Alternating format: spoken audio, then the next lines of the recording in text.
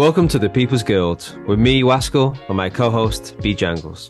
We're a couple of Splinterlanders that love exploring all things Pretoria with a wide variety of guests from all across the community and Splinterlands universe. Thanks for tuning in and enjoy the show. Welcome back to the People's Guild. Another week, another episode. We got a fantastic guest for you, somebody that we here at the People's Guild have long admired. One of the most even-keeled guys in the content creator space. The voice and the hair of SHQ NFT Gaming and Collectibles. We've got the one and only Walkingkeys. Welcome to the show, Walkingkeys. Thanks for hopping on, man. Oh my gosh, thank you so much for having me, guys. I'm excited to be here. And even keel is not something I'm normally called, so I love it. I love it.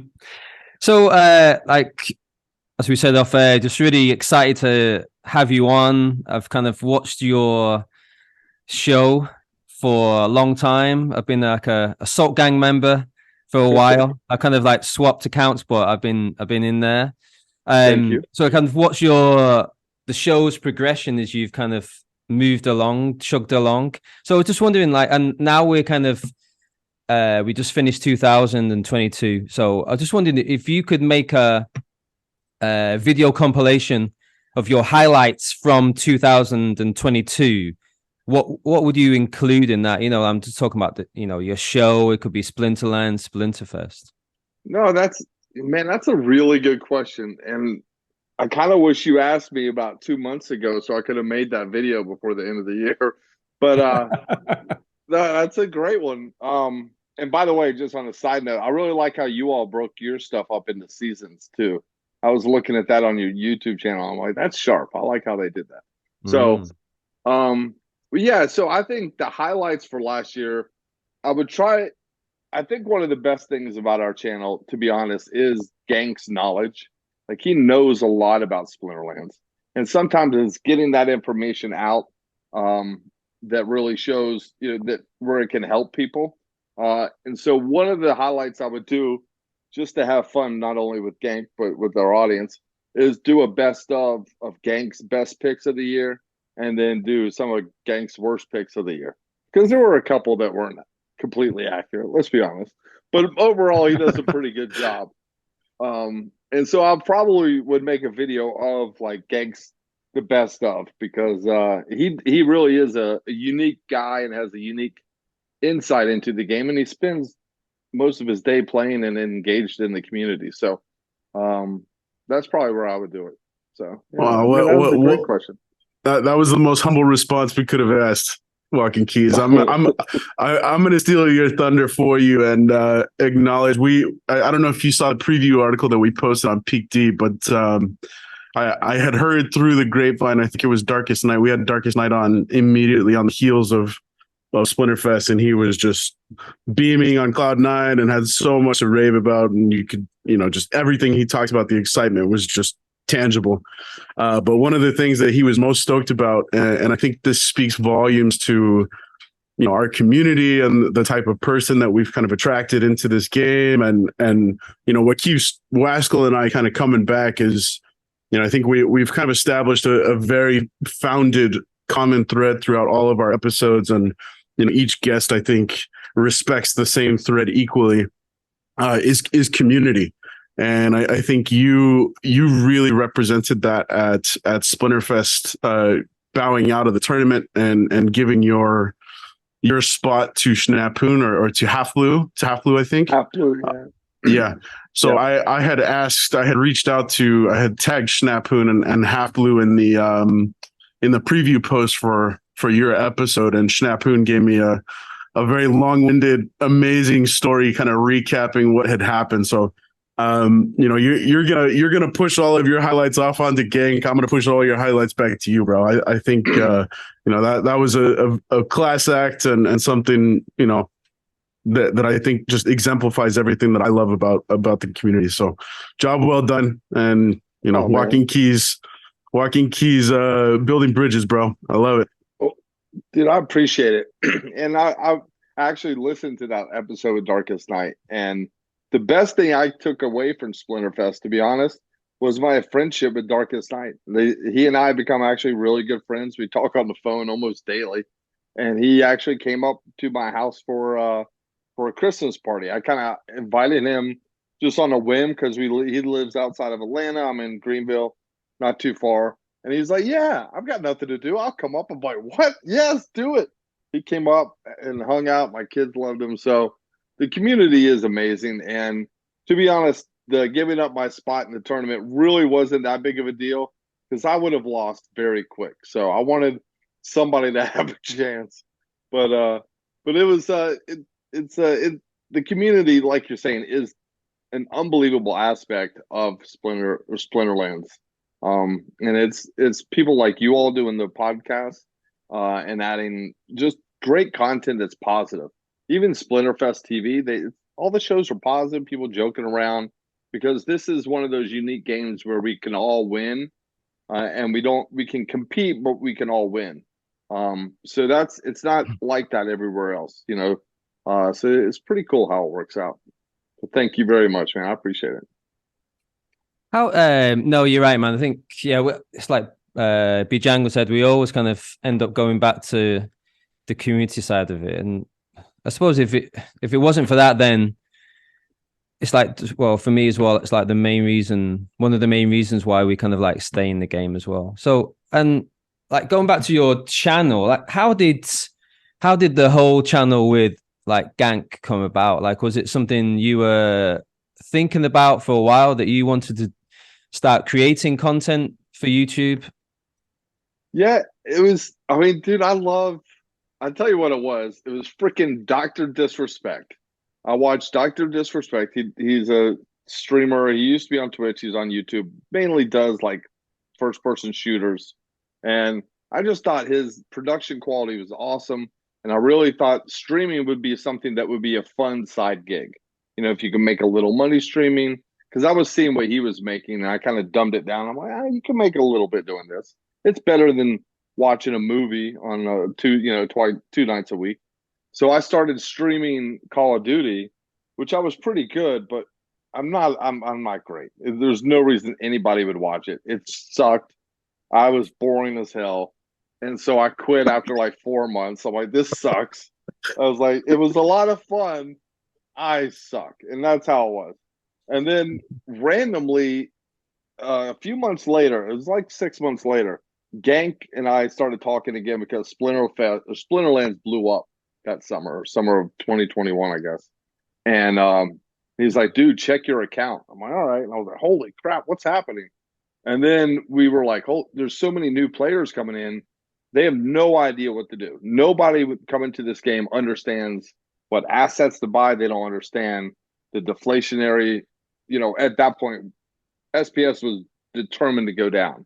It was going to go down in value. There's no ifs, ands, or buts about it. We needed to relay this to the community as best we could. So we hopped on and originally I told Gank, I was like, you need to stream and tell the people this. I'll handle the chat, make the videos and stuff. And we kind of chopped it up. And then there was so much dead air when he was doing it by himself because he's really thinking about the game. So whenever he was loading teams, it was just silent for 2-3 minutes. And so he was like, I got on with him one time and it worked. And he was like, oh, it's so much better with you. I was like, yeah, well, it was fun. All I did was just talk. And, that's all I did. I literally never played live. And it was just him playing at first. And it just kind of grew from there until we got comfortable doing more of a talk show on YouTube where we just went back and forth about the game and stuff. And so that's kind of where it's at. Nice, man. Well, I would love to hear kind of so it sounds like you had kind of acquired Splinterlands assets prior to the blow up. And then obviously you were surprised when you went back in, checked your account value. But I want to kind of zoom back a little bit further. And by a little bit further, I mean about 25 years ago. You mentioned I was asking you for some Walkingkeys facts and you dropped that you had set some kind of speedrun records for Zelda. Were you a Nintendo Power guy, like submitting your speedruns into the record books? I was it was the only time I ever submitted because it was such a unique thing. And I was in a tournament for Zelda and it was 1996 is when the tournament was. It was 10 years after the game came out. And and I won the tournament, and I didn't even realize until the end. I'm like, I haven't died. Like I'm pushing under an hour, and I haven't died. And so I beat Gannon. I was all excited, so I submitted it, and it was in there. Yeah, so it was pretty exciting. You get a A plaque? long time ago. Did you get like a golden Nintendo controller? Did you get some cool Oh, memorabilia? there was nothing cool that I got, and Just bragging rights, huh? I think I don't even remember what like I won. I have no idea. I just remember that was it. There was the prize wasn't the it was just plain Zelda. And it was weird because it came at a time when like randomly I started playing the old Nintendo again and playing Zelda, and I was practicing it, and a couple of my friends were doing the same thing, and we all kind of got together, and you know, it was like this thing. And I played it at Christmas this past year, so I'm still playing Zelda every once in a while. Nice, man. Yeah, Breath of the Wild 2 is one of the few kind of old school games that I'm by old school, I mean non Web3 games that I'm really looking forward to. So why don't you tell us, Keys, how did you find Splinterlands Steam Monsters to begin with? Was it Steam Monsters when you initially came in? It was, yes. It was early 2017. I bought some Bitcoin right at the start of the bull run, and like 40 or $50 on Coinbase or whatever it was. And then I started searching crypto and learning about it. And when I get into something, I really kind of dive into it. So I took the top 50 coins at the time and just research what they did and try to figure out, what these different projects were doing, which ones might have potential. And then one that I came across was Steam, or the token was Steam. Steemit was the platform. And that was it's like Hive, but it's still there. It exists, but it was a social media platform for crypto. And I was a social media. I had done social media professionally for years, so I hopped on and got active on Steemit right as the bull run hit. It was literally perfect timing, and I was, cashing out assets. Like half of my posts would go to Steemit staking, and the other half I would just put in Ethereum or Bitcoin and just kind of lock it away. And then I found Steam Monsters through Steemit, posting on there, and in March of 2019, I joined and played off and on for a long time. And then I saw Gank's name in the leaderboard. And I called him because Gank and I have been long-term friends since college, but we didn't always talk to each other. We talked every 6 or 8 months or whatever we get around to just messaging or something. So I called him and I was like, "Are you on Steam Monsters?" Like, yeah, I love Steam Monsters. So, Oh, but what a like you small said, world, man. yeah, and well, I invited him to Steemit a long time ago. Like I got him on Steemit, or I got him on, yeah, Steemit. And so it was kind of payback. He got me back on Steam or Splinterlands. But what's really cool, and you mentioned it earlier, is what would the game be without the community? I lived that way for a long time. Up until I started streaming, to be honest, I wasn't involved in the community at all.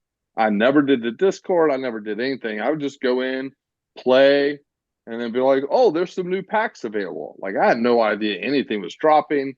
I wasn't paying attention to anything. So I would play for a month or two, be invested, fall out for a month or two, and come back. But once you get involved with the community, then I was like, I've been hooked ever since.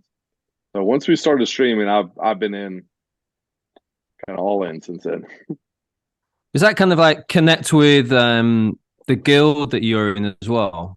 Like how are you finding being in the guild? And like I know you guys have recently gone up to tier 4 as well, right? So be interested to Yes. know how that's going. You know, I mean, I'll be completely honest. I have a bot that runs my general account, and I only have one account. I have one account. I let my bot handle my account and play my battles for me. But I play all my guild brawls. I play all my tournaments because I enjoy playing.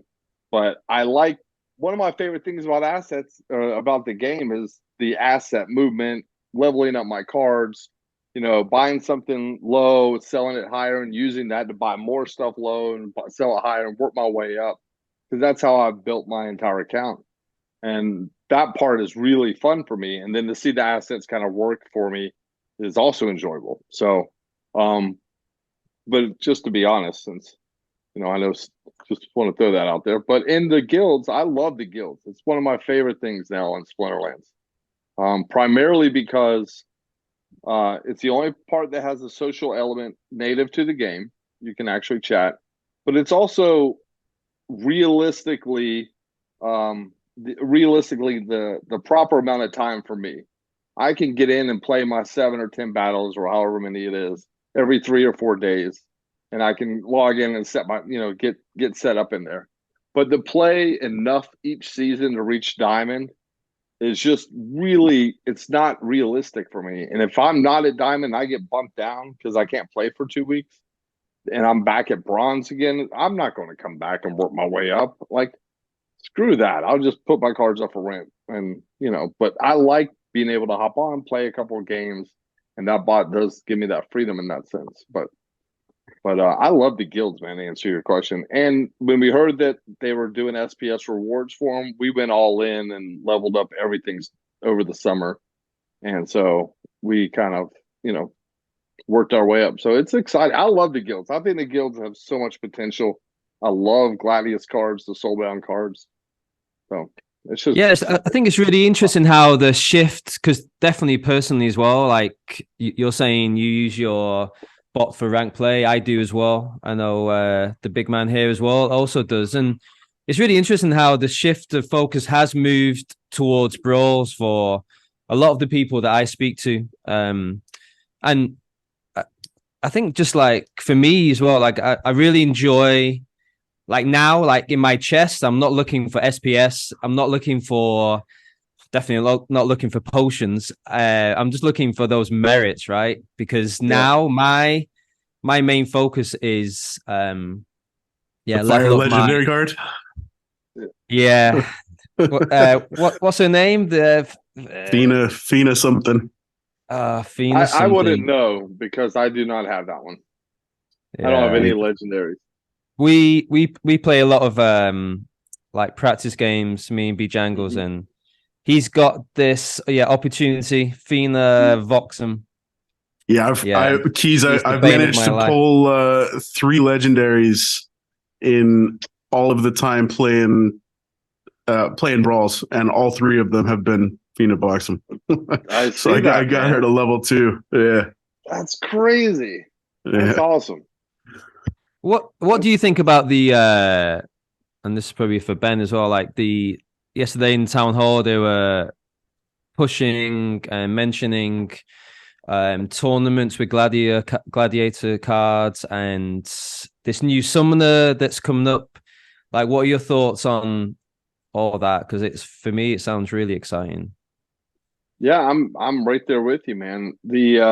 I think giving more utility to any NFT is the name of the game for the NFT, for NFTs in general, whatever it is. Eventually I feel like our diplomas are going to be NFTs. When we graduate college, that'll be an NFT that's soul bound to us, and that gives huge utility because you'll be able to use that at every job application and things like that.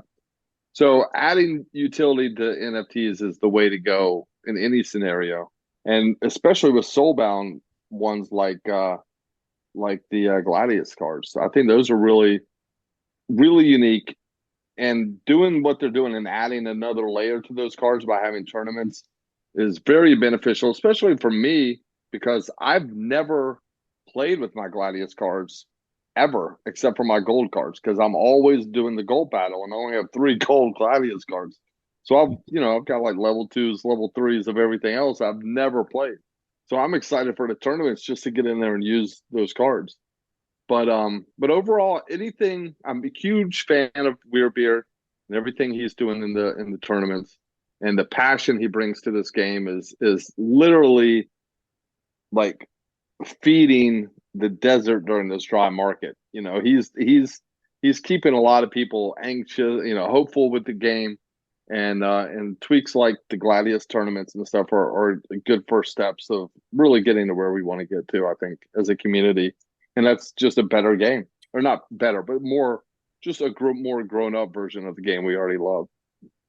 Yeah, that's a great point, and I'm really glad. I think I speak for both Wesley and myself in saying uh, how excited we are to see Weirdbeard's ideas finally get real traction. We had him on, I want to say in May or June of 2022, and he was already talking about these things. And here we are, 2.5 quarters later, and finally we're starting to see the fruits of those labors. Yeah, so shout out to Weirdbeard, great work. He is most certainly a breath of fresh air with everybody's ranting and raving about tokenomics and all this, and Weirdbeard's just slowly and steadily pounding the drum of how do we drive the game forward. And yeah, tournaments is a big piece of that, and leveling up brawls is a big piece of that.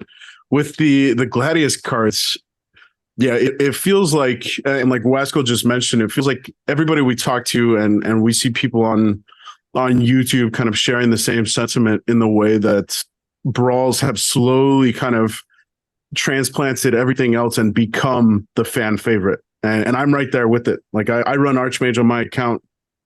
I don't have time for tournaments. I've been finishing the last few seasons in Champions, so it really limits the kind of tournaments I can enter to begin with. But it lets me focus on brawls, and that just drives home the community aspect even further, because that's the bread and butter of the game for me. But yeah, it feels like the game is going that direction also, in that we're getting new buildings made available soon for alliances. We're getting Gladius card tournaments. We're getting that new, I'm assuming it's going to be a neutral summoner or maybe a dragon summoner that has the conscript ability that lets you play Gladius cards, one Gladius card in ranked battles or tournament battles, two Gladius cards in brawls, which is, yeah, that's going to be nutty. That's going to be a total blast. You're going to have to get some more gold cards, bro, and level that sucker up. But yeah, I'm super excited for the way that the game is going, and at the end of the day, what it really does is encourage that community to double down on the community. You've got to be a part of a guild. You've got to be a part of an alliance to compete at the highest levels once these Gladius cards are kind of a staple in ranked gameplay. Yeah, and that's the key, is the competition. If it's fun competition and people are enjoying it, that makes it, that'll keep people engaged and wanting to come back. And that guild has that community to drive that fire. Hey guys, everybody get your battles in. We got to win this one. Kind of keep the motivation going. That's great for the game, I think, especially with ranked play taking a 2-week cycle. So it's kind of 2 weeks, and it so that the kind of 6-day cycle of the guild brawls are it's really good. Yeah, I do think we're going to see a little bit of a revitalization of ranked gameplay, kind of taking a front seat again, or putting back on the burner, so to speak, when we get the soulbound reward cards.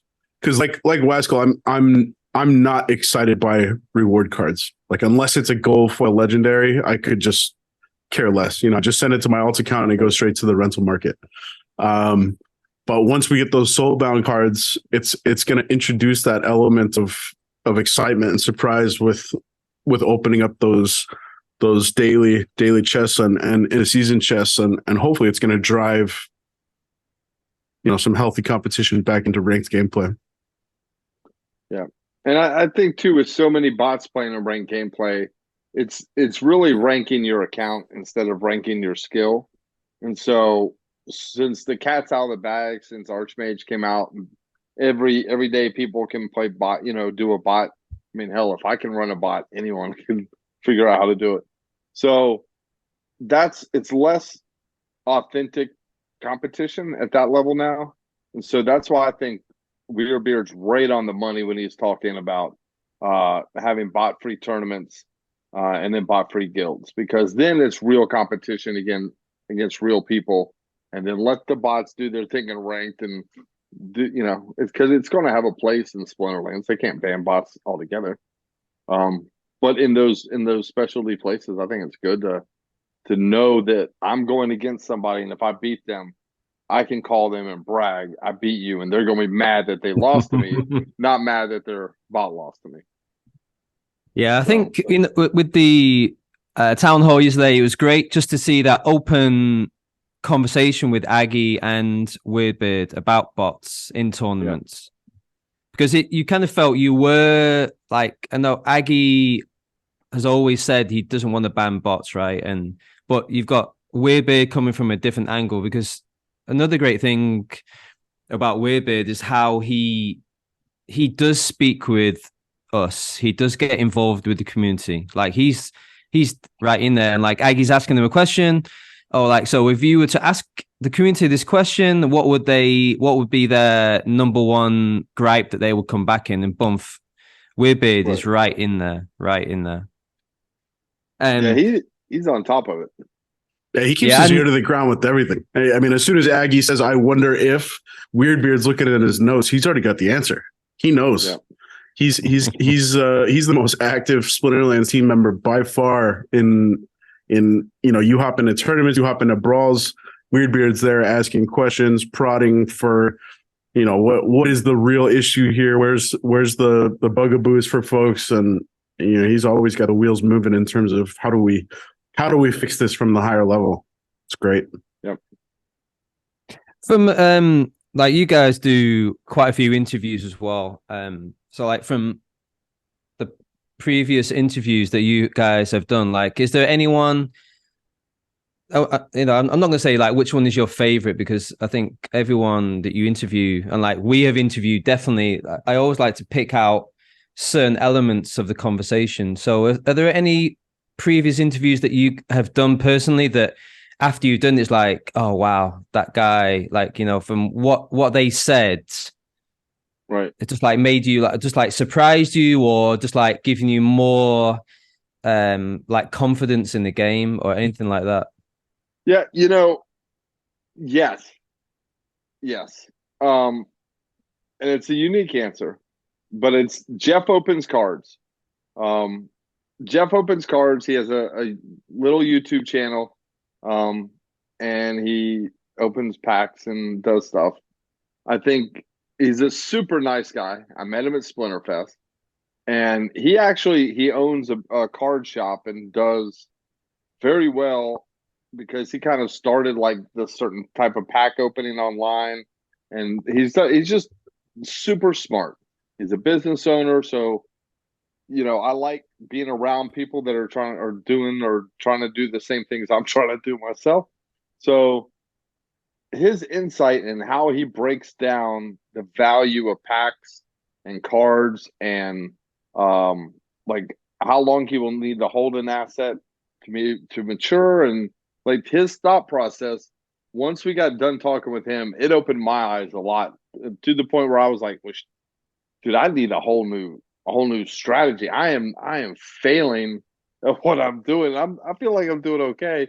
But he's like, oh no, I made $2,136.16 on that. I'm like, how do you know that?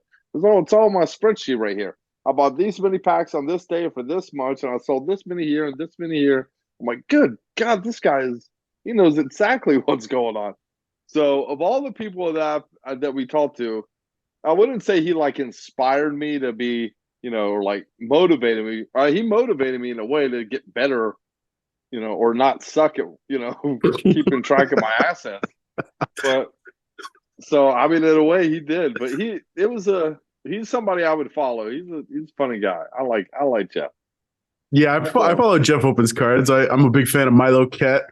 Yeah, he's definitely a whale. I hope he hears this. I would love to see him kind of break. I hope he would be okay with parting that wisdom on the community, because that would be something I'd be very keen to kind of take a look through or a walkthrough with him. That was definitely a surprise. You guys have had some big names and some big people on your show, and very cool shout out for Jeff Opens Cards. I would, I'm going to say it again. I would love to hear his perspective on all of that. I wonder if a lot of that is born in his Pokemon card days, and if that kind of cycle from cards and sets of cards has kind of carried over, and And if it defines itself the same way with Splinterland sets. Yeah, well, I think what he did originally is he found out he could buy something at stores, some certain card packs or something, and then sell them online on eBay or something for a lot more. Because there were people all over the world that wanted this that couldn't get it, but yet he could go down to his Walmart and pick up 6 boxes. And so that grew and just kept growing. And if you grow from that level of flipping, at some point you really got to break down your numbers and know where you're going. And so he did that along the way and did it right and got it to a system that he could then replicate at scale with his shop. And he has several people running these things now. And I mean, he does well for himself. Oh wow! But it is because he knows what he's doing. I think he was doing that. I think whatever he was doing prior to Pokemon, the numbers were there in his life. Like that was ingrained in him. You know, it was something he learned along the way, and then he just found a way to apply that knowledge to flipping cards and doing that. But he's a smart guy. I mean, I've got to call him. He's texted me not too long ago. I never replied. It was over the holidays. I'm an idiot sometimes, but sounds very Gary V style. Like he did that with baseball cards, right? Like him and his friend bought like, I don't know, maybe $200 worth of baseball cards at Costco, and then went down to the local department store and we're just doing it that way. Just slinging them. I can guarantee you, Gary V was not keeping records like my man Jeff. I've watched enough Gary V to know 100% that guy does not know how to work a spreadsheet. So, so like I want to kind of just go back to what you just mentioned before about how you have built up your deck just by buying and selling. So can you previous to a few like your strategy for that without kind of giving away any trade secrets? You can have it all. I mean, because I don't think I don't replicate everything. It's really, I think it's just looking at assets that you believe in and knowing that they're going to come around, and then not getting greedy. So when it does pop off, don't wait for that huge return. Take a great return and walk away happy. Like last year, I bought hundreds and hundreds of the reward cards, especially the gold reward cards, right as they first came out. And people were dumping them for pennies. I was picking up the gold ones, 30 cents, 20 cents, 40 cents. I bought them all the way up to 80 cents. And then that big rush came, the bull run came, and those golds were at $5 for the common reward golds there for a while. I sold every single one that I had. I sold all beta stuff because I was like, this is impossible. It was Gank that said, sell your beta stuff. And I looked at it and I'm like, yeah, this is never going to get this high ever again. Or it shouldn't for any reason logically. So sell it now. And then I waited and used that to get substantial stake in the Chaos Legion and got, worked my way back up there. And like right now, I'm really looking at reward cards again because they're dirt cheap. Gank showed on our stream the other day a way to find how much they are above burn. So if you buy them and they're like, 8% above burn, if DEC goes to peg or even remotely close, you can just burn that card and make a profit. You don't even have to put it on the market or anything. You just burn it and you'll make a profit. So there's a lot of little things like that. I'm big into right now. It's more of an accumulation because I feel like the bull market's here. I mean, the bear market's here. It's going to be here for a minute. Probably another year from now, if not more, probably March 24. It's my guess that's when the halving is. So I feel like that kind of is the catalyst. So I'm just accumulating. I think stuff that you can buy now that's cheap, you will not be able to buy cheap at some point. And that's what I'm picking up. Like I'm starting to. I even talked to Gank today. I was like, I might start to pick up Chaos Legion packs. Like tonight after the stream, I think I want to buy probably, I don't know, 50 or something like that Chaos Legion packs and just kind of put them away and just sit on them for a little while. And I want those cards you get free for the promo, because after tomorrow those cards go away. The supply is locked in. So, those cards are that's useful cards. So at some point those are going to go up if you believe in the game. And when land announcement comes out, I think the reward cards that are a penny are going to be worth their weight in gold if you have land and you need to put monsters on that land. So that's kind of where I'm thinking. Just try to stay ahead of that curve. And, while everyone else is doing something, do something else. Yeah.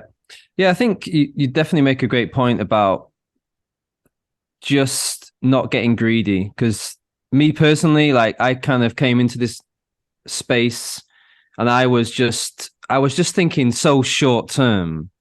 I was just thinking, and if honestly, like, if you go back and look at my transactions on the platform I was using, it was just like 1 week it was like Sol, the next week Ethereum. It's just like swapping and changes. But I didn't because I just wasn't experienced. I hadn't been in the game in the investing game for that long. And I think just one thing that you mentioned as well is like just knowing when to get out, or even have a figure in your head about what you want to get. When you get to that, then it's time to to sell.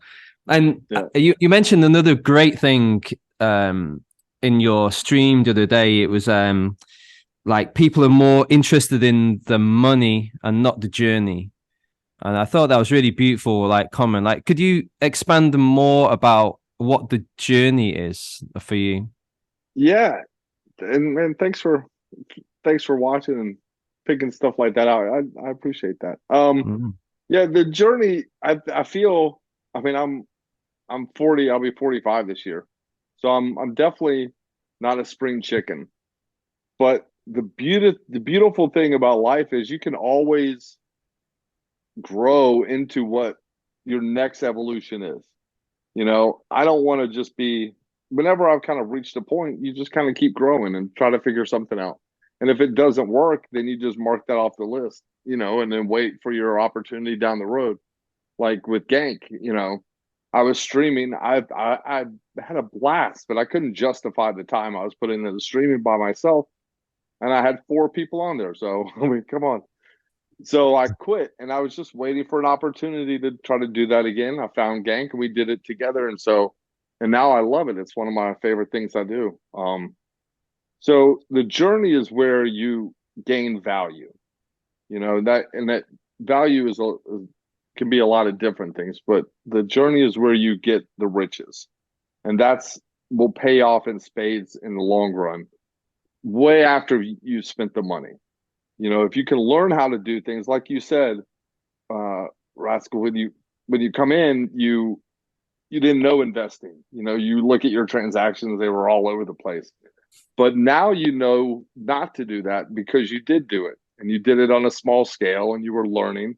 But now you'll scale that knowledge up as you learn more and more, and you'll make better investments while 86% of the world hadn't even started a crypto account yet. So you're way ahead of the curve. And as long as you keep that perspective that no matter what we do, we're still so far ahead of everyone else that has no idea what to do. Then it makes it easier. And then I always think of Splinterlands as a get rich slow game. Like, I fully believe I'm going to get rich slow off of Splinterlands, and it's proven that way because my $500 or $600 investment in 2017 and a couple $100 in 2018 turned into, I don't know, last year it was like somewhere around 25,000 at some point. So, like, it's there, the potential's there. But the lessons I've learned along the way, I've been able to take and use them in other areas and make money on Top Shot, make money on VV, make money on, I'm killing it on DC Hero right now. All because of these little lessons I learned on Splinterlands over, 2 years, 3 years in a bear market. So it's the journey that you get the value, regardless of the wealth that comes in. And that's what you can pass on to people. And that's the, if you have to start over at some point, it's a lot easier to start over with the knowledge of how to get somewhere than just, without any money and like, oh crap, now what do I do? So, well, but I don't know. I like the journey. But before we hit record, Keys, you said you spilled the beans on your one good gold nugget for the full episode. I think you just outdid yourself, brother. Oh, good. Well, I'm glad. Well, I mean, 2 in a night, then we should just quit now. That's it. Just call it a night. Nice. Hey, so you mentioned the kind of stacking reward cards, and I think the narrative has changed somewhat. And this was, I think, news to the whole community. I don't remember if it was this week or Town Hall a couple of weeks ago, where the idea began to be batted around about the current reward cards. So the Conjurer and the Bandit era, as well as the Tidebiter and the like the Venator, Kinjo, all of those kind of come into a screeching halt, and the difference of the minting just getting capped as is when we get the new Soulbound reward cards.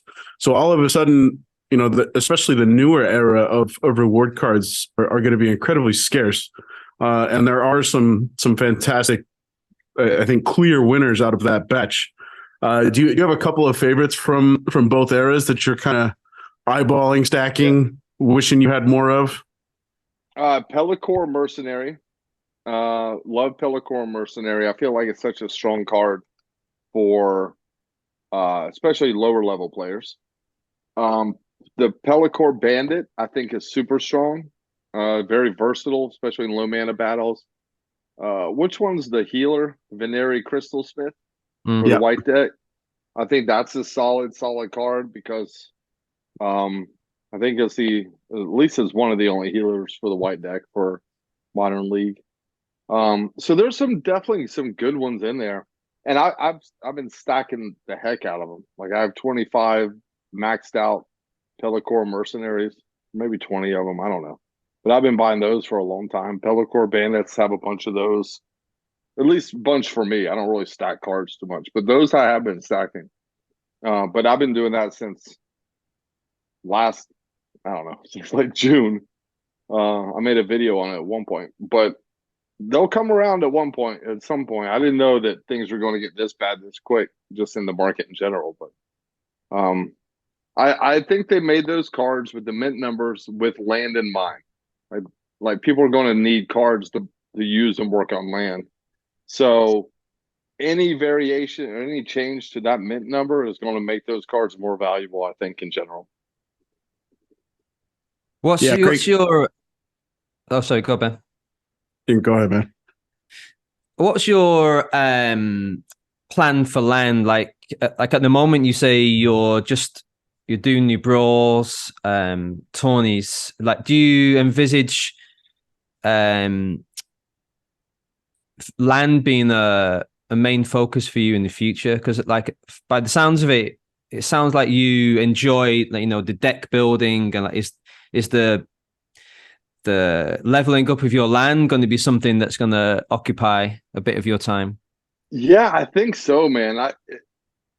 Well, I don't know what mechanics are going to be. I think we're all just dying to know how land's going to work. And I think the team might be I think they're dying to know how land's going to work. But they're going to figure it out at some point. And I do feel like there'll be like 20 new tokens made with land or something like that, because wood is going to need a token, and rock or granite or however the hell they do it. But all those tokens, then you're talking about new assets that you can trade, buy low, sell high, see where the market's going. Like, yeah, I'm super, like, I couldn't be more excited about that. Like, that is what I am excited about for sure with land, is just playing that game. I enjoy doing that.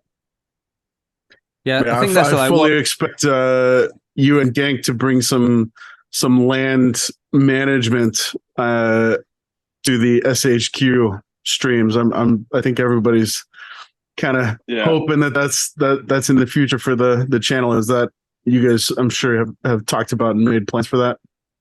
Well, I mean, I feel like Land is Gank's. Like that's his. Like when Land comes out, I feel like Gank's gonna be a full-time Lander or whatever, or a Platorian or whatever we call it. He's gonna be that guy, and I'm gonna be on the phone with him, like, hey, you got 1,000 of these things. Tell me how to manage my 10, right? And we'll be talking about that on stream. And yeah, like again, this is one of those games where we can compete, but we can all win. So if you learn something, it doesn't really hurt to tell other people, especially, it's not like we have a huge audience. But now, if you are trying to buy cards, you want to mention that before you go on camera, because there's been a couple times I've been, I want to get this card. It's really low. And then after my stream, I go on there. I'm like, damn, it's up $2. I can't get it now. So But I think like in terms of Land as well, like you mentioned before, like we don't know what's going to be happening, like what the team has got planned, but that's why you just have to speculate now, right? And just, like you say, once these reward cards stop being minted, once the details are released, bump. Yeah. Then I think you're right. And in a bear market, you want to play it safe. And so you don't want to speculate too much, but it depends how much risk you want to have. But with there's some really safe plays right now that could yield huge returns that have almost no risk. And those are planning for Land by buying cards, because we know for a fact cards are going to be used on Land. Like that much we know. Beyond that, it's kind of speculation. How many cards, how much are one's worth? But we know you're going to need a crap ton of cards for Land, especially if you own a region or a tract or something like that. So that's not speculation. The other thing we know is that a lot of those reward cards are sitting just a shade above burn rate. And we know for sure the company's ambition to get DEC back to peg. So if all those things align, buying cheap reward cards that are slightly above burn rate is almost zero risk, but yet could have huge returns. And at the same time, you can rent them out in the meantime. So you can make, a little bit back, fractions of your, but if you're paying less, very few, a penny for some of these, then, getting a half a penny back over a couple months while you wait for Land news to come out, it might be worth it. So that's kind of what right now. That's why I'm trying to play it safe right now with my account. I'm really trying to figure out externally. I'm trying to move money back into crypto. There's a lot over the big bull run. I moved a lot of crypto into NFTs, and now I'm taking profit from NFTs and moving it back to crypto to get ready for the next run. Not so much from Splinterlands, but from other places. How much of this logic were you kind of holding on to very tightly when you were going Rudy shopping, Walkingkeys? How many Rudies have we hit double digits over there? No, I'm at 5. I had 6. I sold one to Baby Omega because he really wanted one of the things. I gave him a good deal. I met him at Splinterfest, and he's a good dude. So I hooked him up there. I'm holding on to 5. But yeah, that's kind of my sweet spot until I don't know, the market. I'm keeping my eye on it. I have ETH in my wallet ready, but we'll see what happens. We need more utility. Are you planning to consolidate and make a super Rooney, or what's your game plan? Just kind of hold and watch? Well, I have all 5 can be combined into 2, and both of the 2 will be original minters. So the base will be the ones that I minted. So there is that, but I don't know yet. I know there's one I'm going to build. It's 3 different ones. I'll combine that. And that one I'll probably definitely do. But it's going to be tough. I don't know. That's a lot of ETH. Yeah, combining those. That's like a whole ETH. Yeah, talking about like NFTs and like really like we interviewed Cryptomancer a few weeks ago, and you alluded to it just before about, we're going to be getting degrees in NFTs contracts. So that's what he was alluding to as well. Like we've only begun to scratch the surface of what NFTs are going to provide for us. And with the release of the Rooney, like we've started, that's kind of like feels like it's taken it a little step further. We've got like playability. We're able to use the Rooney as our logo, our insignia. How have you found Rooney itself, like playing with it and the utility of it? Yeah, I think the in-game utility is awesome. I think it's a great card. It's literally won at least a couple battles, I know for sure, for me. Like it was the last card, got hit, came back, and then kicked butt, and then I won. But other than that, there's really not a whole lot of utility.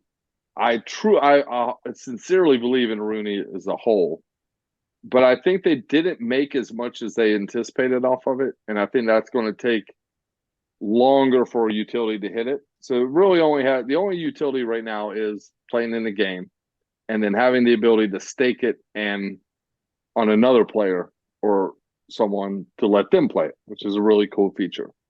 When you can do component swapping and you get bonus, or not swapping, but combination, that'll be really cool. But that's still a burn mechanism, and it's not adding new utility. So if the next sale, the card that goes, deck that goes on sale, Rooney holders should get early access.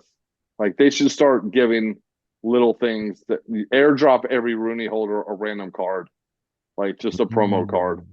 Just start doing stuff for Rooney holders, because then all of a sudden you do a couple of those things, people are going to go to Rooney and start buying them. Because it's not like most of these NFT projects where that first wave of utility hits. After that, there's no utility. People dump them on the market. Splinterlands has the ability to increase utility. And they could do it so easily. It just needs to be fit into their roadmap. And they need a way if it's right for them, profit wise. But if they want to do more projects like this, which can be nice cash infusions, then they need to start providing utility.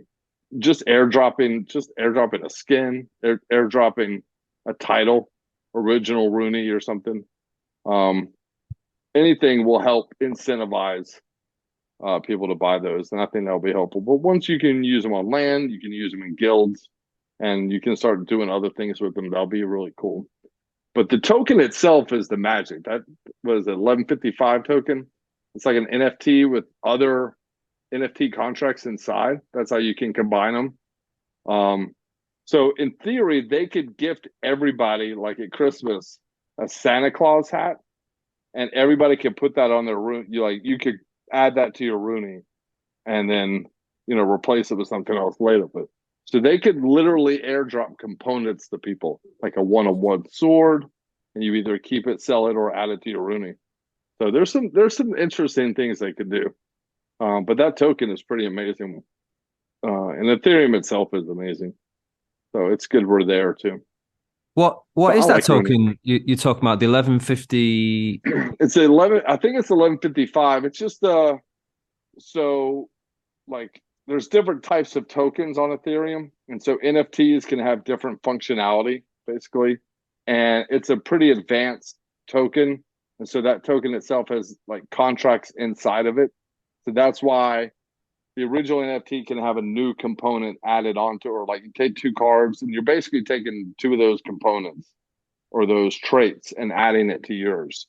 And so that contract will then create a new one, and then the other one will burn altogether, but those traits will be on that new NFT. So but it won't be a new NFT. It'll still be the same NFT with new contract. It's really cool. It's hard for me to explain. I barely understand this crap. But but the possibilities as I'm understanding it it just keeps growing in my mind what this thing can do, or where this technology as a whole, this space is going. So it's pretty crazy. Well, I think you articulated that well, Keys, and you're selling yourself short for not being able to do so. But I feel like this being Matt's pet project, right? He was the big pusher for Rooney, and I think we've all kind of had questions if it was the right time to roll out to the Ethereum blockchain, or if we had done Rooney a few months later or a few months earlier, would we have had different results? But it's water under the bridge at this point. Rooney's in the in the market. It's in the world. But I was unaware of the 1155 contract, and it feels like that's something that, obviously it was intentional. And the ability to continue to add utility as we go. When we first got Rooney announced, the idea was that utility would be kind of continually piled upon this NFT for holders. So, I wonder if, a title would be awesome, some sort of seasonal, maybe like, if it's an original mint that has never been transacted on the blockchain, maybe you get a special title for being an original minter and an original holder sort of thing. And yeah, all that sort of stuff. I think the battle pass and all the skins and, these invaluable or non-financially tied assets are really going to point to how the community responds to all that stuff. I think all of us as gamers from other platforms and other games, I love skins. Like any way that you can differentiate yourself and make it yours, the better. And I think Battle Pass is really going to, highlight that to the team and kind of show that, the community does respond, in fact, really well to that sort of thing. So maybe that's what, we'll see as a thank you from the team in response to us being original Rooney holders. I would love to see some in-person utility, whether that's, like whitelist for Splinterfest tickets or, who knows? What about like a tournament only for Rooney holders? That would be awesome. That'd be sweet. Yeah. And then that way too, you could stake it. So let's say my buddy doesn't have one, I can stake one on him and he can enter the tournament. That'd be cool. Yeah. So that way I can use more than one of them. Yeah. I think these that's a great idea. proposals, that's like another interesting thing we could talk about. Like did you say that message in Discord? It's just that proposal where the community can propose things. Have you seen that? I have not. To be honest, I stay out of the Splinterlands Discord. I find it toxic, and especially the Mav chat. I don't like going in there. I stay the hell away. So it's like CNN, huh? Did you rename the Splinterlands Discord to CNN? No, I did not. The Mav CNN. No, it's I do. I mean, it's. I like the fact that the whales can have a place to kind of talk and stuff, but they just get so ingrained in some of their ideas, and I'm not at that level. I'm just, I'm buying $5 of reward cards a week. I'm not. Like, come on. So, yeah, I stay out there. I go and check out the announcements, see what chatter is dropping in there, but other than that, I stay away. I haven't checked it lately. Like, yeah, so I think it was yesterday Aggie dropped. So the community can now, we've got a rudimentary kind of foundation for what community proposed proposals looks like. So essentially what happens is, so right now a proposal makes it to the platform and the DAO is voting on it. I think the number is 10% of the voters are required to participate in the voting, or 10% of the staked SPS, I should say. And then 66% required for passing.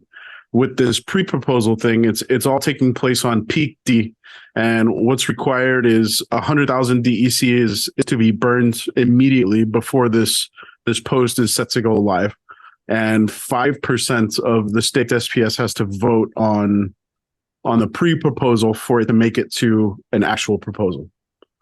So it's interesting in the way that the team has kind of chosen to gate, and I think wisely. Otherwise, I think we would just be inundated with a bunch of nonsense proposals. But saying 100,000 DEC burned immediately upon submitting this proposal is an absolute requirement. Will hopefully get the cream rising to the top in terms of quality of proposals for us to get eyes on. Yeah, I couldn't agree more. And one thing that sticks in the back of my mind with the DAO proposals, whenever I'm streaming, whenever like I'm kind of getting tired. I'm like, I don't know if I want to make a video or whatever. And just keep plugging away because I know at some point the community is going to shift or the game is going to shift, and the content creators, you guys, especially like Infidel, the a lot of the After Sound, a lot of these guys, these are going to be the people that are going to be able to drive those votes, to talk to the community, walk through these proposals. They, like Gank and I, whenever a proposal comes up, we kind of walk through it. Most of them lately have been pretty cut or dry. There's been a few that have had some debate around them. We've definitely gone back and forth on a bunch of those. But I think it's so important for the community to have a variety of voices kind of debating some of these topics so they can get a good perspective of what it is, what it means in a relatively short amount of time, to be able to make an informed decision. So I think the content creators for Splinterlands are going to be more valuable in the future as that DAO grows in importance to the game. And so I like having a gateway. And I guarantee you, if we were on stream and, when this is in place and someone comes up to us and they have a great idea and the community is behind it, like we'll find 100,000 VEC to burn for that idea, even if it's not our idea. If it's a good idea, like, hey, you don't have the money here, we'll burn it for you. You just write it out.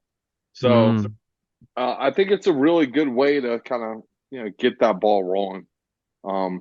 Because the DAO does need to have more exposure and more power at some point, but it definitely needs to be a slow process. I mean, if you go in map chat, that should tell you everything you need to know about if we need to turn the DAO over to people now or not.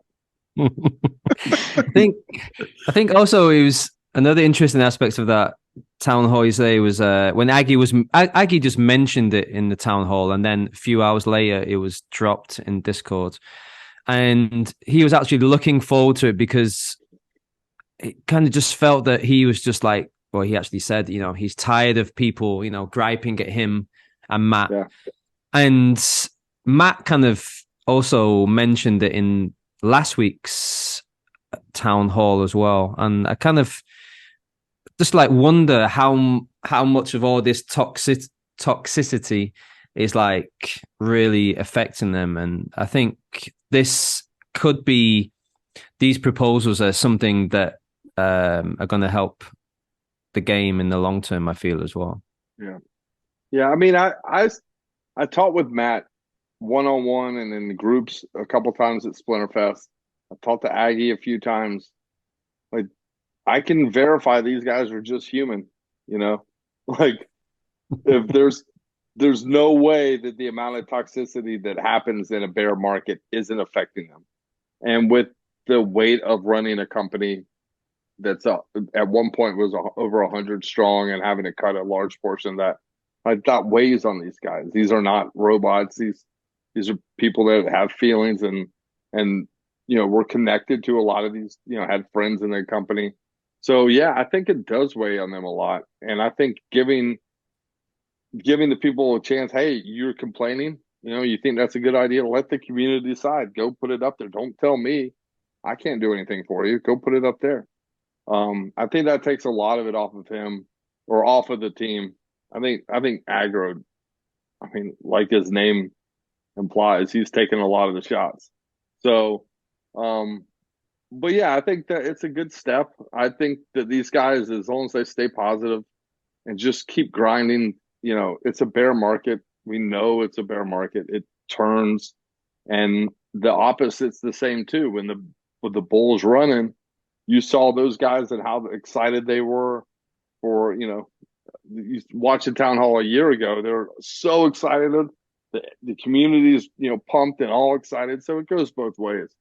But that's why I think Weirbeard is so important right now, because he is interjecting that positivity and still sprinkling the hope in and the long-term vision of what the players are kind of craving for is just an improved game. So, and I love the battle pass. To touch on that, the battle pass is my favorite idea. I think it's the best idea, hands down, of anything they could do for Splinterlands. I think that's the best one, at least of the tournaments and gameplay stuff. I think that's the number one. I may not too many people agree, but that's my number one.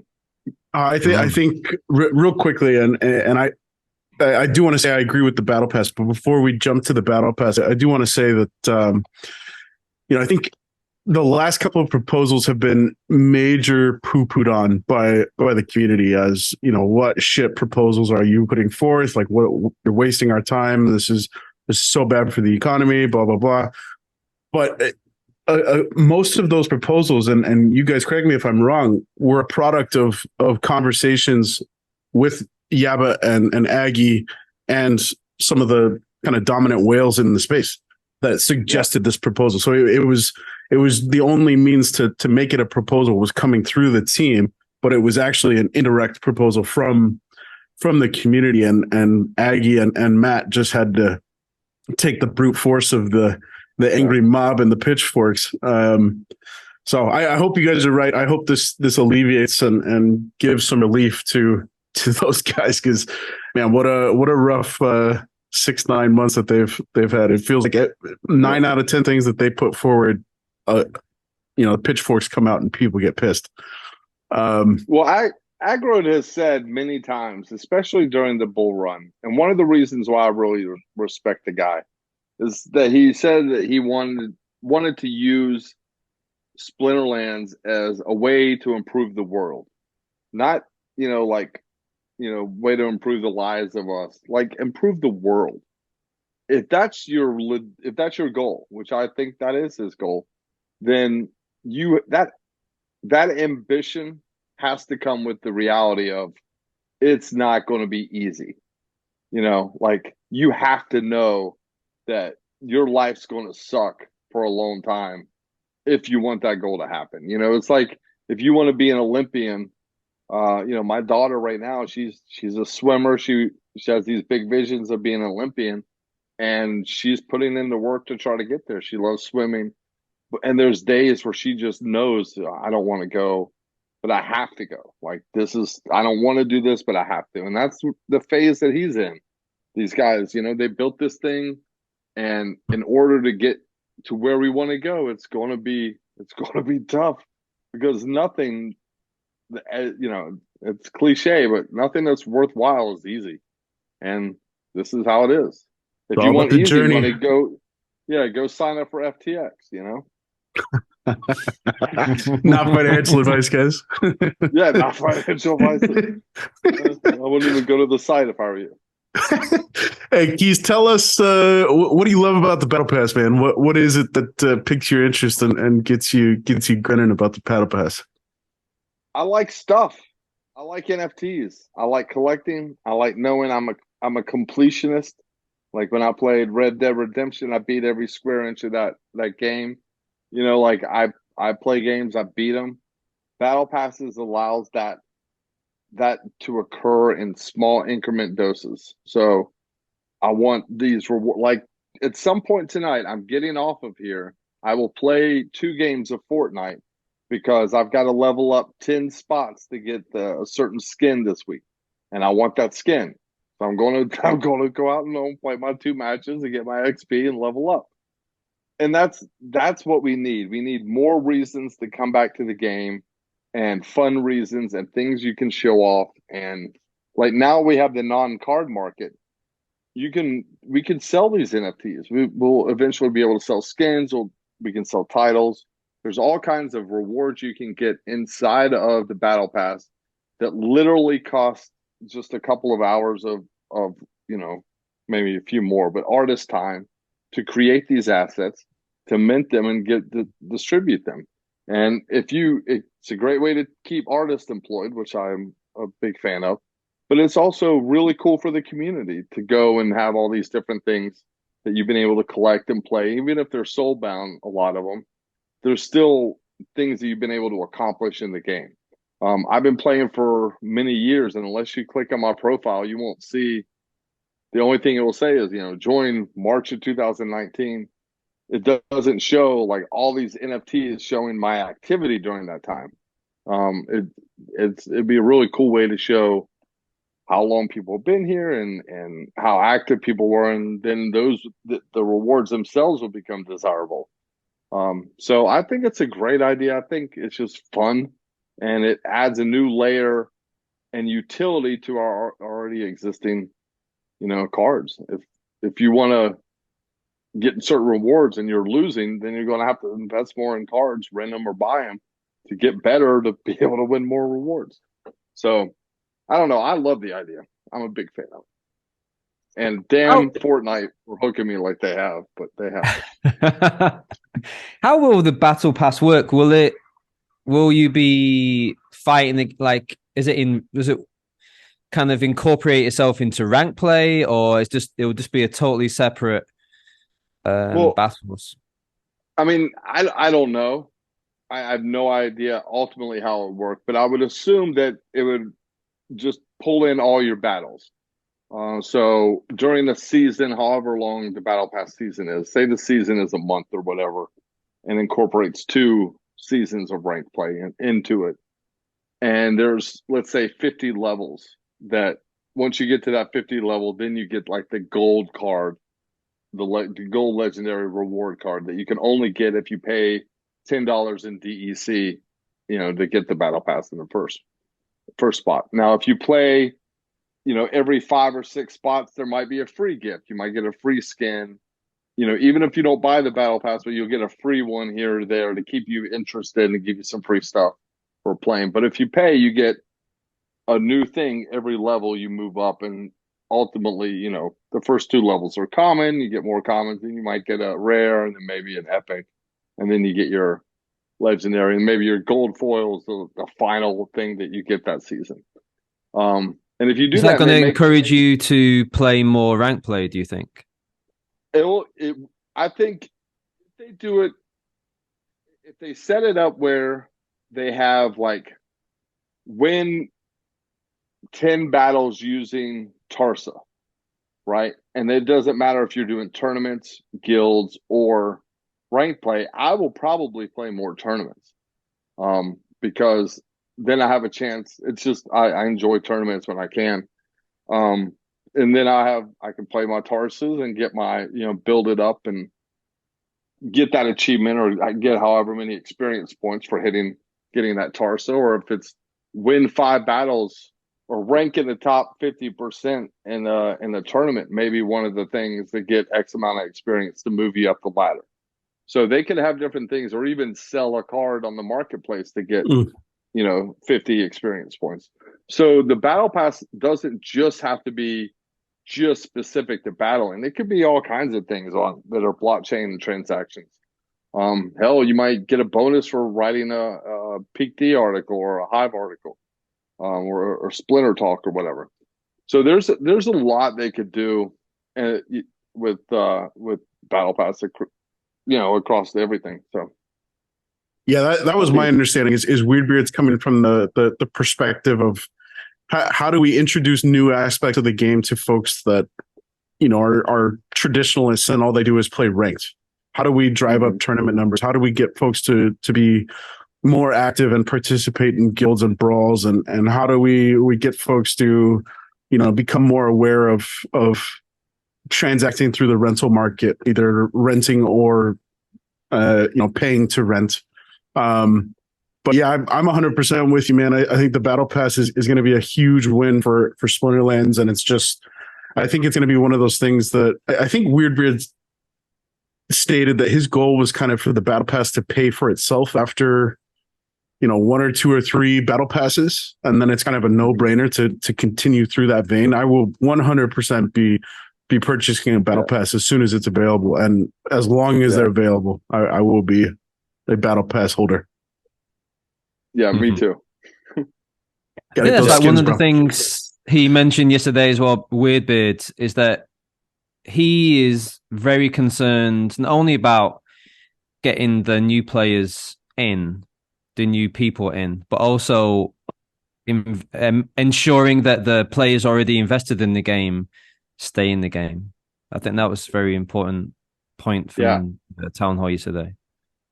Yeah, I think in my opinion, just from my personal professional experience, bear market retention, bull market new customers. So in a bear market, you just dive down, you triple down on your customer retention, in this case, player retention. You email every address you have, not all at once. If they need help with email, hit me up. I can help them. But you start emailing these people that you haven't emailed in a while, reactivate old contacts, and say, hey, you haven't been here in a while. Here's a card, a rare card. Come back and we'll give this to you free. Do everything you can to build player retention right now during the bear market, because the people aren't out there. People aren't looking for NFT games right now. So why the hell would we spend all of our money and do everything right now when you're fighting against the current? Just wait and do it when it's easy. It's all about value. It's 100% about value, especially in the NFT gaming Web3 community. You have to deliver value to people. It's either entertainment value, it's community value, it's like personal, like accomplishment value, or it's the value of like a monetary asset. So they've got to double down on some of those types of value to get people to stay and even new people to come. I'm curious, and this is a nice kind of segue given what you just said. I used to work in customer success, so I'm very familiar with customer acquisition costs versus retention. Retention is 9 times out of 10 the way to go. Did you see the news from out of Gala Games over the last week and what they've done? I have not seen the why, but I've seen the token, and I don't know why it's done what it's done, but I'm interested to hear what happened there. So I think what they did is they acquired 2 or 3 other gaming studios, and somebody I hope is going to chime in and correct me if I'm wrong, but they acquired 2 or 3 different gaming studios, and they announced that their existing suite of games was all going to be transferred to the blockchain, and current gamers were going to get all of their original assets transferred into NFTs. And then I think awesome for Web3, right? And then I think yesterday or 2 days ago, the head of, I think, Bulldog, shout out to Bulldog, I think he posted it on Twitter. The head of Gala Games posted a tweet that he had just signed off on $1 million marketing budget to push for expansion of this Web3 stuff for users. So it's kind of a tale of 2 cities, right? Like we've got Splinterlands playing lean and mean and going the conservative route and doubling down on retention, while Gala Games is just selling the barn to go all in on. They're coming from very different worlds, right? I think they had a huge existing customer base, and bringing all of these people, even if 10% of these people from these existing games stick around and play the blockchain Web3 stuff, that's a huge win for Web3, right? Yeah, I agree, man. And I mean, who knows how much debt they brought in and all that, what that looks like. But that's what you see in a bear market. You see good companies consolidate and bring in other companies and get stronger and get in the right position. And despite what happened in November with the big 45% layoff of Splinterlands, I feel like they did the exact same thing. They've expanded out a lot. They have a lot of different verticals that they're in, or whatever it is, where they're on Ethereum now. They have Genesis League coming out. They have another tower defense game. They have land, coming out. So now they have the games. They've dabbled with some of the other stuff, but now they've gone out. So now they need to kind of grow up from where they are, and that's a much slower process and isn't as flashy. And so Gala's going to have challenges, but I think this is a great first step, because at some point it will be inconceivable for someone to get a reward they don't own in a game at some point. Like they won't. It'll be what you didn't own. You bought this and you didn't own it. What'd you do with it? Well, nothing would happen when 2K24 came out. Well, I just lost every, I just didn't use it anymore. Like that'll be inconceivable to people at some point. And so this is like the beginning of it. Like this is, in my opinion, and I will say this if you don't mind, but in the 1800s, there was when railroads started becoming big, and people were realizing the need and success of like the steam power locomotive and railroad, and how that could transform an economy. When that started happening, all these different tracks were set up across America. Different company or railroad barons would lay down track, and they would have their own trail or rails and stuff. And it grew so fast, so quick that at some point they realized, holy crap, we're building trains for this track, but they won't fit on this track. So we can only go as far as Chicago. We can't get here. And so then what had to happen was they standardized the size of the track. And so once every railroad company was building the same track, then we were able to connect things and we could get cross country. And we could expand, and that grew westward expansion that built America.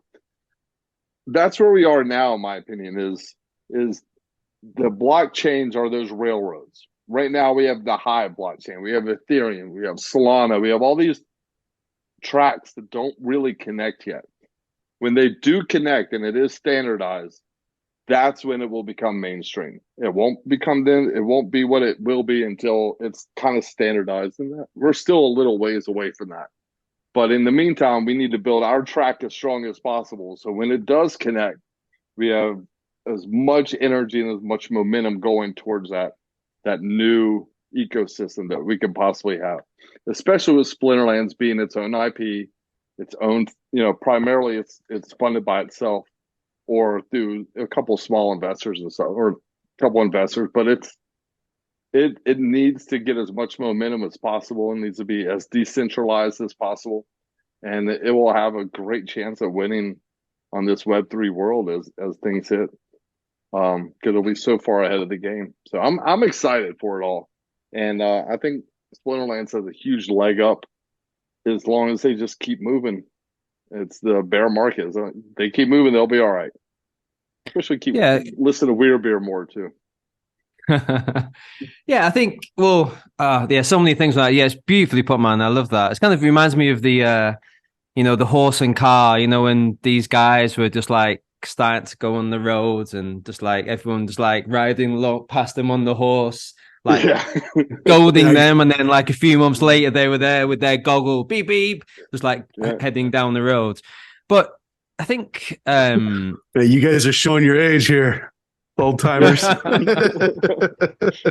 I do enjoy my history, but yeah, it's kind of like with Bitcoin and like even like NFTs to a certain extent, right? Everyone's like, if you read certain media, which I know you kind of stay away from, but if you do kind of listen to this noise, like you would never get involved in these projects. But like for me, and sometimes most times I don't want to listen to the news, but when I do, and like I hear people saying don't buy this, don't buy that, I'm thinking, why are you telling me not to buy it? Like, why are you telling me? Yeah, like what's your objective for telling the masses not to be jumping in on these technologies? It's the same people, they're probably writing in the New York Times back in like 1830, like, don't be silly buying these cars, they're the scourge of the earth, and then they're killing cows. Blockchain jeopardizes everything that's currently greasing their palms, right? I mean, is what it comes down to. Yeah, but the majority. Yeah, sorry, Keith. No, man, I think you're right on the money, and I do pay attention to the news, but I do it from my background was in political marketing, so I know the tricks. I know what's happening. I know what's really happening in the party as opposed to what's being told. Maybe not so much now, but I understand how it was working for a long time, and it's still the same way. So if you watch the news with the perspective of that's an angle, or scan stories and see what their angle is, and you understand that everything that's coming at you is coming from an angle, and someone's benefiting from that angle, or someone's being attacked from that angle, which benefits someone else.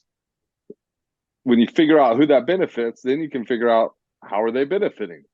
And then it's, oh, this company has just invested in $6 billion in blockchain technology. They're trying to figure out how to build this. They don't want you to figure it out yet. They want you on the sideline. So it's all an angle, and you just try to figure out where that angle is coming from.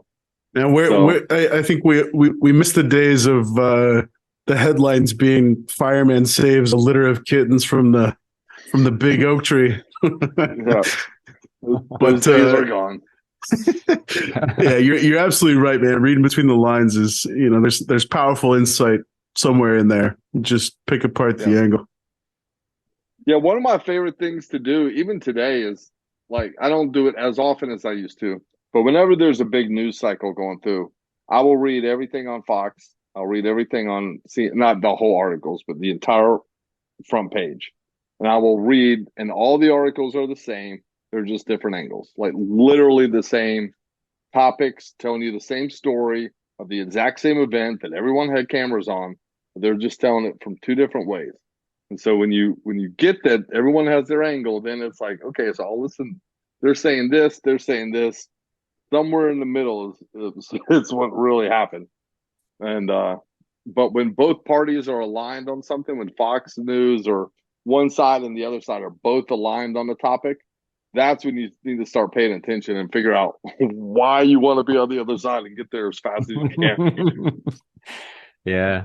So it kind of, you mentioned about the bull run as well. It kind of just made me just have a think, like the last time, and you mentioned it before, the last time there was this bull run, there was no content creators, or not that many content creators, like people were just kind of starting off. So it's going to be interesting the next bull run with, like, you guys, you've got Aftersound, you've got Infidel already established. So it's going to be interesting, like all these new players that are coming into the game, they're going to have an advantage compared to someone like myself, right? Yeah, well, I think early movers always have the advantage. So being in early is always going to be an advantage to having more knowledge and education later on, because we are the ones that are writing that education now, as from the mistakes we make, like you were talking about with your trading. I did the same thing for a long time. Hell, even the other day I made a move and I was like 20 minutes later, I'm like, you're a freaking idiot. Why did you rush gas fees for something you knew wasn't selling? You idiot. But yeah, it's being in early is always better, I think, but it will be a lot easier to come into the space as it evolves. And I think they will put a big focus, like especially with Splinterlands, on onboarding at some point. And the onboarding ramps for Web3 are going to be things that are entertainment related. Like that's how technologies, have always hit the masses. So, it wasn't, like cell phones and that technology wasn't, real big until it became easy for the people to use, and then it built a whole new industry. So, when Web3 is easy for people to use, it'll skyrocket. But at that point, then it's too late to be early. So. Yeah. What have you, like, you guys have been doing your channel for quite a while now. Like, what have you learned along the way? Like, for someone who's like starting out at their own video channel, YouTube channel. Like, what have you kind of learned along the way? Like, how have you grown as like a channel? Yeah, that's a great question. The things I've learned that are most important that people need to know straight off the bat is you suck and it's okay. Like, you as in the content creator, right? Yeah, like when you start, you suck. you were not good. And it's okay, because the people that are watching don't really care if you suck or not. Now, if you continue to suck, that's on you. People will leave. But people will give you a chance if you're just talking about something that they're interested in. And the more you grow, just try to get better. And the less you suck, the more you'll be comfortable and the more people ultimately that will accumulate. And so you have to go in knowing that you're not going to be great when you start. You're not going to have all these people follow you. There's not going to be, you're not going to turn the switch on. You're going to be making, dozens of dollars. But consistency is number one. You have to be somewhat consistent. Now, you can take breaks here and there, but you need to be consistent. And you need to just, in my opinion, and this isn't everybody, but if you want to be successful, then just be honest, because then you never have to worry about covering your tracks. Because as soon as you start thinking about stuff like that on the stream, it's very evident and it's public and it's, it's there. So just be honest and just let people know and just be yourself and let, just have fun with it. You say your background is in politics, Keys? Yes. Well, in political marketing. I was never a candidate. Let's be clear. Well, I think that's kind of the beauty of the Hive blockchain, right? Is there's nothing to hide behind. Once you post it, it's out there, and you've got to take the accountability for it. Well, Keys, I know we're getting ready to kind of wind down this show, and I got to tell you, it was an absolute pleasure giving you the spotlight and letting this be the Keys show, man. I had a lot of fun listening to you and having a conversation with you, and I appreciate all you sell yourself short, man. You're a humble Southern man, and I certainly appreciate all the pearls that you dropped for us and for those out there listening to the People's Guild, man. Thank you very much for taking time out of your evening to swing by. Yeah, it's been a pleasure. Anytime, guys. And we need to get you all on the show. I'd love to have you on the show. And I was talking to Gank, and I know you were trying to get him on the podcast too. And he was like, oh, dude, they were trying to plan more than like 2 months out. I don't know what I'm doing tomorrow. So we need to figure out a way to get you guys connected. But yeah, I really appreciate it, guys. It was a lot of fun. And you all are awesome. I was so happy. I've been listening to you guys. My first one I listened to was with Darkest Night, like right after Splinterfest, and then so I'm happy to meet you guys, and it's been a really good time. I appreciate it. No, man, we really appreciate you coming on, and like the other day I was listening as well. Like you gave us a wonderful shout out, so I appreciate that as well coming from you. And yeah, just again, man, I just love your shows. I love, and you mentioned it before, like just being honest, and that's what you always give. And yeah, just I think we were just talking about before. I think you could just be it wouldn't be remiss just to call you the most popular guy in Splinterlands. I think everyone's got a wonderful word to say about you. So again, it's been a pleasure speaking to you, meeting you for the first time, and hopefully it's the first of many. Yeah, absolutely, guys. I appreciate it. Thank you for the kind words. It's been awesome. Yeah, and hopefully we'll have a Splinterfest maybe in the middle. We can meet somewhere halfway. Hawaii? We're going to Hawaii? I'm in. Splinterfest Oahu? We just do it during the bull run. Just wait for the bull run. Well, hey man, I'm going to go ahead and throw out the invitation. You've got an open invitation to come on, let your hair out, and come talk shop with us here at both figuratively and literally there, Keys. Open invitation to hop on the People's Guild. You're always welcome, man. Absolute pleasure, man. Thank you, guys. I really appreciate it, and I will take you up on that for sure. Thank you. Okay, so for everyone out there, you have been listening to the People's Guild.